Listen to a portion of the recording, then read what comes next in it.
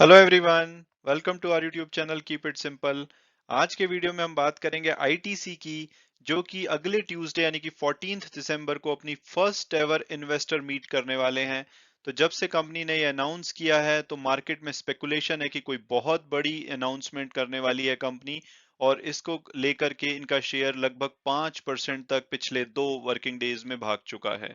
तो हम इस वीडियो में डिस्कस करेंगे कि भाई ये अनाउंसमेंट क्या हो सकती है। इससे पहले अगर हम इनके बिजनेस को देखें तो आईटीसी एफएमसीजी यानी कि फास्ट मूविंग कंज्यूमर गुड्स के बिजनेसेस में इन्वॉल्व है, जहां पे ये सिगरेट्स के कारोबार में है। इसके अलावा ये फूड्स में, पर्सनल केयर में, एजुकेशन एंड स्टेशनरी में, सेफ्टी मैचेस एंड इंटेंस, इसके अलावा इनकी लाइफस्टाइल रिटेलिंग है।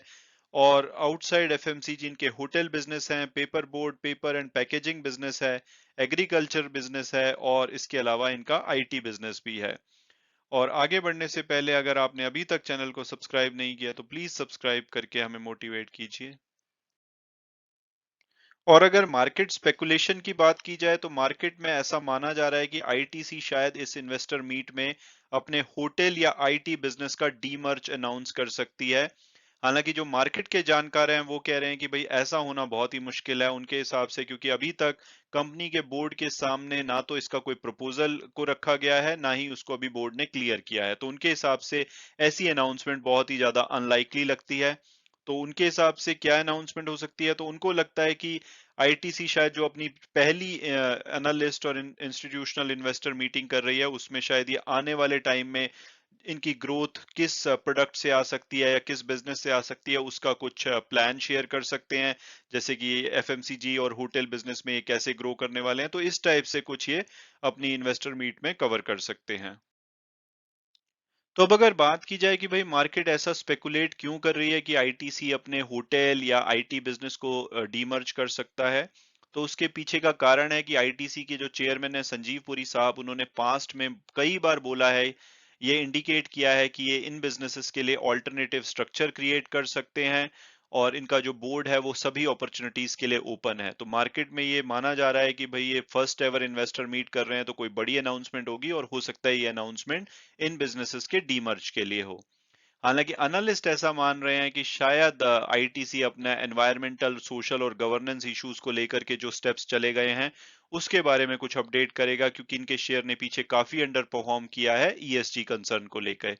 और जब आईटीसी से पूछा गया इस मीटिंग के बारे में तो उनके स्पोक्स पर्सन ने कहा है कि भाई ये first ever meeting just interact करने के लिए की गई है, ताकि ये अपने एनालिस्ट और फाइनेंशियल इंस्टीट्यूशंस के साथ इंटरैक्ट कर सके और ओवरऑल स्ट्रेटेजीज शेयर कर सके, और स्पेशल फोकस जो होगा वो एफएमसीजी पे होगा। और अगर इंडस्ट्री एक्सपर्ट की माने तो वो कह रहे हैं कि आईटीसी शायद इस मीटिंग में जो भी नया फोकस एरियाज हैं उसके बारे में बता सकती है। जैसे कि अगर एफएमसीजी सेक्टर में कोई भी कैटेगरी एक्सपेंशन प्लान है तो वो शेयर कर सकती है। इसके अलावा डायरेक्ट टू कंज्यूमर स्टार्टअप्स की जो इन्वेस्टमेंट है उसको अपडेट कर सकती है। इसके चलते इन्होंने अभी पीछे मदर स्पर्श में भी कुछ हिस्सा खरीदा है। और असेट राइट स्ट्रेटेजी के बारे में बता सकती है। इसका मतलब कि होटल में वो चाहते हैं कि जो मैनेज करने पे ध्यान दे रादर देन नई बिल्डिंग्स या नए होटल को खरीदने में। इसके अलावा जो भी उनकी आने वाले टाइम में डील्स की पाइपलाइन है उसको वो शेयर कर सकते हैं। इसके अलावा वो ओवरऑल आईटीसी अपना ये प्लान बता सकती है कि जो सिगरेट बिजनेस है उस पर डिपेंडेंस कैसे कम करने वाले हैं, या दूसरे ऐसे कौन से बिजनेस हैं जहां पे ये ग्रो कर सकते हैं। तो एनालिस्ट मान रहे हैं कि इन टॉपिक्स को लेकर के आईटीसी अपडेट कर सकता है, ना कि वो कोई डीमर्जर अनाउंस करने वाला है। और बात की जाए तो थर्सडे से जब से ये न्यूज आई है कि अपनी फर्स्ट एवर इन्वेस्टर मीट करने वाले हैं, तब से इसके शेयर ने बहुत ही अच्छी जंप मारी है, और ये 225 रुपए से लेकर के 236 रुपए तक जंप कर चुका है, यानी कि लगभग 5% 2 दिन के अंदर इसका शेयर भागा है। और अब अगर बात की जाए कि क्या हमें आईटीसी का शेयर करंट प्राइस पे लेना चाहिए या नहीं, तो सबसे पहले अगर इसकी पास्ट परफॉर्मेंस देखें तो 3 साल में इन्होंने 12.7% की नेगेटिव रिटर्न दी है। हालांकि ये एक अच्छी डिविडेंड पेइंग कंपनी है और लगभग 5% के आसपास एक साल में डिविडेंड देती है, तो अगर उसको भी ऐड करें तो इनकी जो रिटर्न है 3 साल में बिल्कुल ही फ्लैट या बहुत ही मिनिमल कही जा सकती हैं। हालांकि पिछले एक साल में इनका शेयर 11% भागा है, लेकिन ओवरऑल निफ्टी 50 से कंपेयर किया जाए तो इन्होंने बहुत ही ज्यादा अंडर परफॉर्म किया है।